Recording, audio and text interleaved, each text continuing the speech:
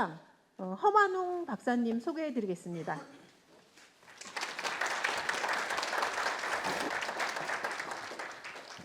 안녕하세요. 저는 한국해양과학기술원 해양공간개발에너지연구부에서 지금 근무하고 있는 허만웅입니다. 제가 이게 오늘 말씀드리는 게 특강 내용이 앞으로 진로에 좀 도움이 많이 되었으면 하는 바람입니다.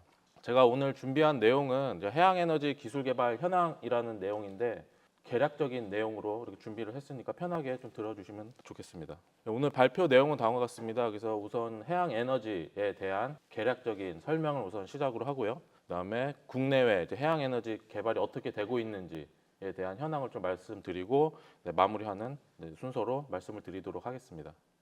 지금 여기에서 보시면 우리가 흔히 생각하는 해양 에너지, 해양에서 우리가 에너지를 얻을 수 있는 방법에는 이렇게 크게 이제 조력 발전, 조류 발전, 파력 발전, 온도차 발전, 해상 풍력 발전, 그리고 해양 바이오 이렇게 6가지 좀 구분을 할 수 있겠는데요. 조력 발전 같은 경우는 우리가 흔히 시와호 조력 발전소를 이제 생각할 수 있는데 만 같은데 이제 방조제를 설치해서 조지를 만들고 그 조지에 이제 물을 유입시키면서 바닷물의 이제 운동 에너지를 통해서 발전하는 방식을 조력 발전이라고 하고요. 이제 조류 발전 같은 경우는 이제 조석 운동에 따라서 밀물과 썰물이 발생하게 되는데 그 물의 흐름을 이용해서 발전하는 방식을 조류 발전이라고 합니다. 다음으로 이제 파도의 파동을 통해서 전기를 생산하는 파력 발전이 있고요. 바다의 표층수와 심층수의 온도 차를 이용해서 사이클을 통해 전기를 생산하는 온도차 발전이 있습니다. 바다 위에 풍력 발전기를 설치해서 바람을 통해서 발전하는 해상 풍력 발전이 있고요. 그다음에 해양 생물을 통해서 에너지를 화학적 에너지를 통해서 에너지를 얻는 해양 바이오가 있습니다. 제가 이렇게 말씀드리면서 보면은 조력 발전, 조류 발전, 파력 발전, 온도차 발전 같은 경우는 해수를 이용하지만은 해상 풍력은 바다 그리고 해양 바이오 같은 해양 생물을 이용한다고 말씀드렸는데 IEA/OES 국제 에너지 기구에서는 말씀드린 것처럼 해수가 가지고 있는 에너지만을 해양 에너지로 구분을 합니다. 그래서 이 중에서 조력 발전, 조류 발전, 파력 발전 그리고 온도차 발전만을 우리가 이제 해양 에너지로서 구분을 할 수 있습니다. 각각에 대해서 기본적인 내용을 좀 말씀을 간단히 드리면은 조력 발전은 이제 조석에 의해서 해수면이 상승하고 하강하는 운동을 하게 되는데 이것을 이용해서 전기를 생산하는 방식을 조력 발전이다 정의할 수 있습니다. 그래서 조차가 큰 하구나 만에 방조대를 설치하고 그 안에 이제 조지를 만들어서 이제 외와 이제 조지 내에 수위차를 이용해서 물을 유통시키면서 터빈을 돌려 발전하는 방식을 이제 조력 발전이라고 할 수 있습니다. 그래서 우리가 시와호 조력 발전이 세계 최대 규모로서 우리나라가 구축을 했죠. 그런 조력 발전을 예로 들 수 있겠고요. 조력 발전 같은 경우는 이제 조석에 따른 수위 변화로 이제 낙차가 시시각각 변한다라고 차원에서 이제 수력 발전과 차이점이 있다라고 말씀을 드릴 수 있습니다. 조력 발전은 크게 이제 단료식과 복료식으로 구분을 할 수 있는데요. 단료식 같은 경우는 밀물 때나 아니면은 썰물 때만 한쪽 방향만 이용을 해서 발전하는 방식을 단료식이라고 하고 밀물과 썰물 모두 이용하는 방식을 복류식 발전이라고 합니다. 또 단류식 발전도 낙조식과 창조식으로 구분을 하는데 낙조식은 이제 썰물 때 이제 외와 조지의 이제 수위차를 이용해서 발전하는 방식이고요. 창조식 같은 경우는 밀물시 외와 조지의 이제 수위차를 이용해서 발전하는 방식을 이제 창조식 발전이라고 분류할 수 있습니다. 다음으로는 이제 조류 발전인데요. 조류 발전 같은 경우는 이제 조석에 의해 발생하는 운동 에너지를 이제 전기 에너지로 전환하는 발전 방식이다라고 정의를 할 수 있습니다. 달과 태양의 기조력에 의해서 발생하는 조석은 이제 일정한 주기 운동을 하기 때문에 우리가 이 에너지 발생을 어느 정도 정확하게 예측을 할 수 있거든요. 근데 예를 들어 풍력 발전 같은 경우는 에너지가 어떻게 발생되는지 저희가 쉽게 예측을 할 수 없기 때문에 그런 점과 비교를 한다면은 조류 발전이 우리가 충분히 에너지를 예측할 수 있다는 장점이 있기 때문에 좀 더 우리가 관심을 가져야 될 분야다라고 이렇게 말씀드릴 수 있겠고요. 공기를 이용하는 풍력 발전과 비교해서 이제 조류 발전 같은 경우는 해수가 이제 공기보다 밀도가 높기 때문에 풍력 발전에 비해 에너지 밀도가 높고요. 그리고 바다 아래에 설치를 하기 때문에 경관 회소가 상대적으로 적다라는 또 장점이 있습니다. 우리나라 같은 경우는 서남해안 쪽에 풍부한 조류 발전 자원이 보유하고 있다고 이제 세계적으로 또 아주 우수한 조류 발전 최적지로서 지금 고려되고 있습니다. 그래서 조류 발전 시스템에 대해서 말씀을 드리면은 여기 상부 구조물이 있고 여기 하부 구조물 이렇게 크게 두 가지로 이렇게 나누게 되고요. 상부 구조물이 주로 이제 발전하는 구간입니다. 그래서 바닷물이 들어오면은 이 앞에 로터가 회전을 하면서 안에 이제 발전기를 돌려서 이제 발전하는 방식이고요. 이 위에 상부 구조물을 바닷물에 안전하게 거치시키기 위해서 아래 지지 구조물이 있습니다. 이렇게 두 가지로 구분을 할 수 있겠고요. 조류 발전 같은 경우는 이 로터 축이 조류 방향에 수평으로 놓여 있으면 수평축 조류 발전, 그다음에 수직으로 놓여 있으면 수직축 조류 발전으로 이렇게 구분을 하게 됩니다. 다음으로 이제 파력 발전입니다. 파력 발전은 이제 파랑의 운동 에너지와 위치 에너지를 이용해서 터빈을 구동하거나 또 아니면 기계 및 유압 장치를 사용해서 운동 에너지로 변환해서 이제 발전하는 방식이다라고 이렇게 말씀을 드릴 수 있겠고요. 이제 파력 발전 같은 경우는 크게 세 가지, 월파형, 진동 수중형, 그다음에 가동 물체형으로 구분을 할 수 있습니다. 월파형 같은 경우는 이제 파랑의 운동 에너지를 위치 에너지로 변환해서 수두차로 터빈을 구동하게 됩니다. 여기에 이렇게 있으면은 이제 파도가 이제 여기에 모이고요. 그다음에 여기 터빈을 돌려서 이제 발전하는 방식이고요. 진동 수주형 같은 경우는 여기에 공기 챔버가 있어서 이 파랑 에너지에 의해서 물의 수위가 올라갔다 내렸다 하겠죠. 그러면 여기 안에 공기가 유입이 되면서 여기에 안에 있는 터빈을 돌려 발전하는 방식입니다.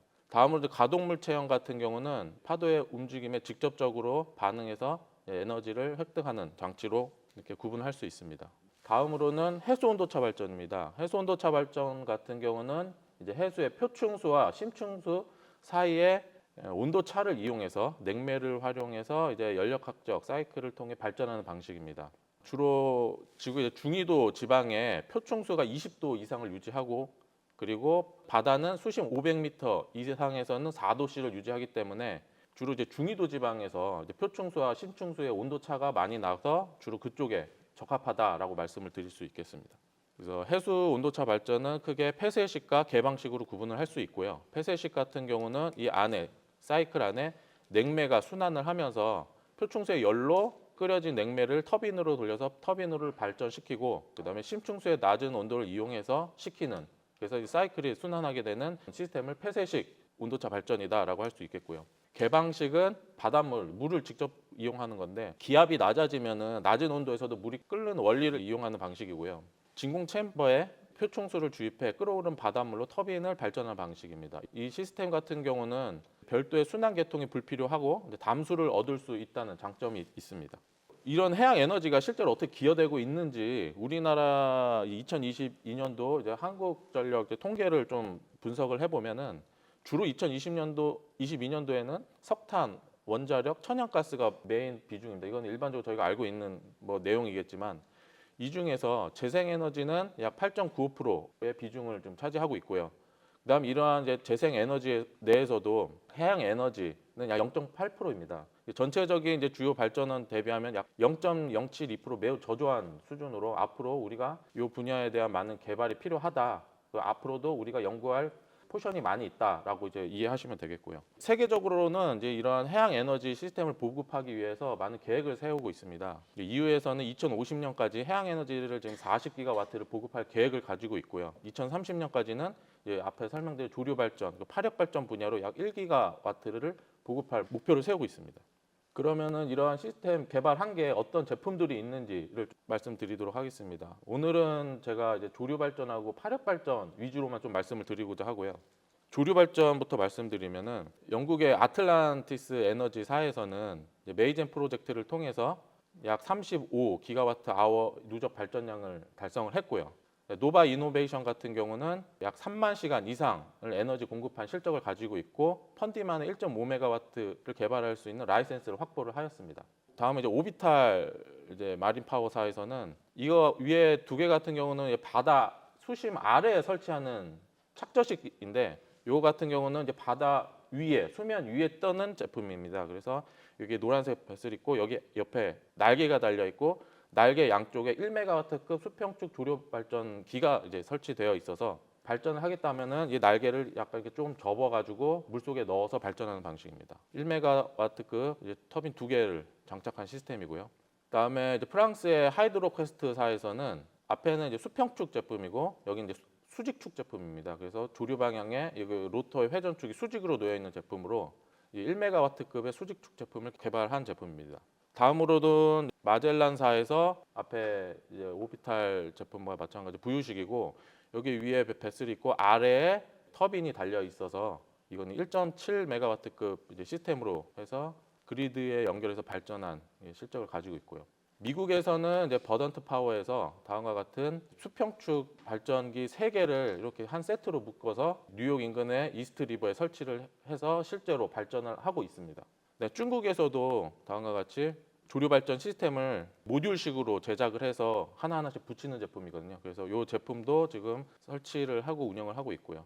다음으로 이제 파력 발전입니다. 파력 발전 같은 경우는 웨이브스웰 에너지사에서 개발을 해서 12개월 동안 실제 이제 전력 그리드에 연결을 해서 전력을 공급을 했고 현재는 좀 해체한 상태고요. 중국에서도 다음과 같이 500kW급 파력 발전을 설치해서 실증을 완료했습니다. 다음은 이제 인도에서는 이제 부위에 파력 발전을 연계한 시스템을 개발을 해서 운영을 하고 있고요.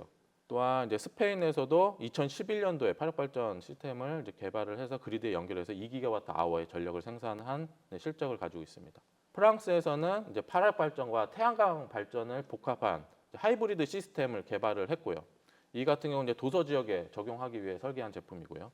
다음은 이제 독일에서 개발을 해서 이것도 마찬가지로 파력 발전과 태양광 발전을 연계한 복합형 발전 시스템입니다. 또한 이제 전 세계적으로 이러한 이제 해양 에너지 시스템을 개발을 하고 실제로 이거를 테스트하기 위한 이제 실외역 시험장을 지금 구축 많이 했는데요.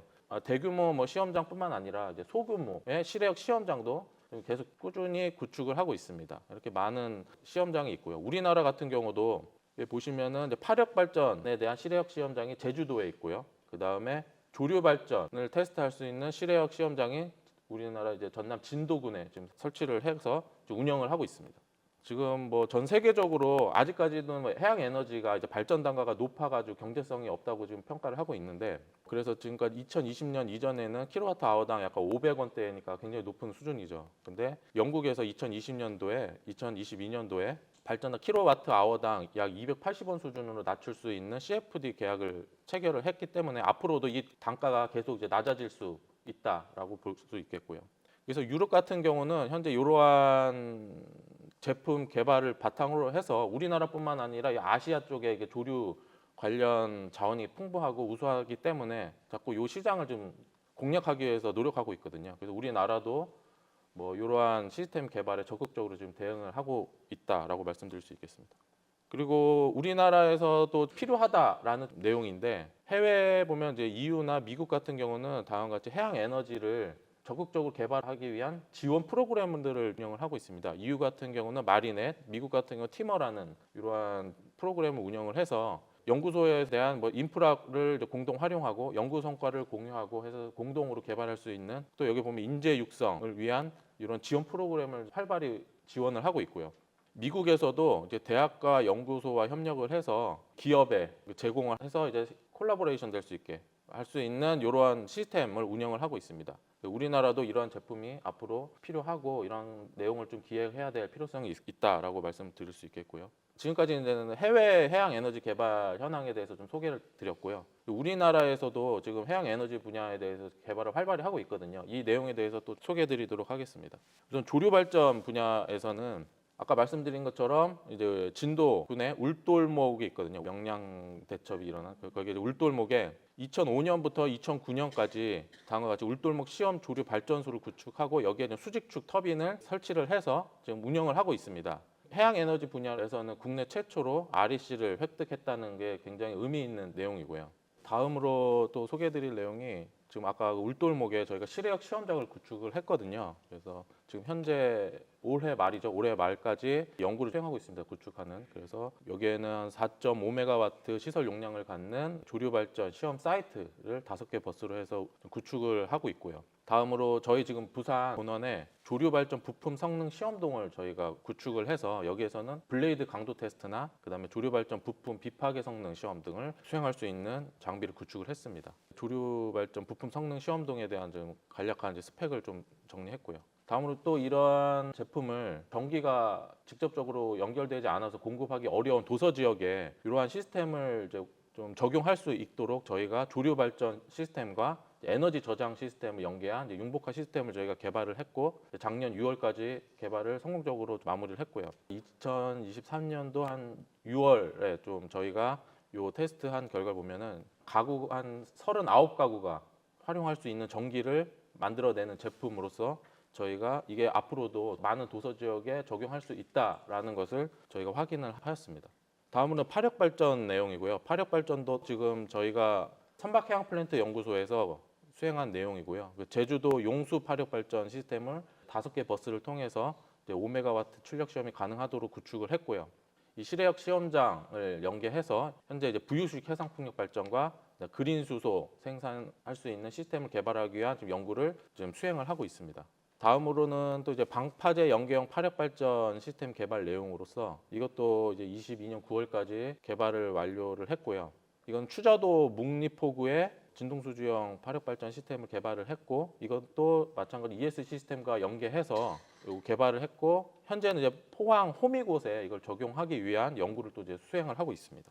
그리고 해양에너지 시스템 개발뿐만 아니라 이제 이러한 인증, 표준화도 중요하거든요. 그래서 저희가 지금 이러한 해양 에너지 분야뿐만 아니라 수산 산업 장비에 대한 표준화를 개발하기 위한 연구도 저희가 지금 수행을 하고 있습니다. 마무리 말씀을 좀 드리면은 한국과 미국 뭐 해양 에너지 R&D 예산을 좀 비교를 해봤는데 2008년도 이후로 우리나라 같은 경우는 뭐 요 해양 에너지 관련해서 한 2,100억 정도의 R&D 예산이 투자되었고 동기간에는 이제 미국 같은 경우는 해양 에너지 분야에 한 1.12조 어마어마하죠. 이렇게 분야 이 정도 규모로 이제 지원을 하고 개발을 하고 있습니다. 근데 미국 같은 경우는 이 R&D 예산이 주로 풍력 분야는 어느 정도 이제 상용화됐고 했기 때문에 이런 분야에 대한 투자보다는 앞으로 개발 가능성이 더 많은 해양 에너지 분야에 대한 R&D 투자를 지속적으로 증가하고 있는 추세이기 때문에 우리나라도 앞으로 이렇게 해양 에너지 분야에 대해서 많은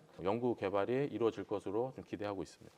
그리고 이제 해양 에너지 상용화를 위해서는 발전 성능이라든가 안전성, 내구성 향상뿐만 아니라 발전 단가를 낮출 수 있는 연구도 필요하거든요. 그래서 그러한 내용의 필요성을 좀 말씀드리고요.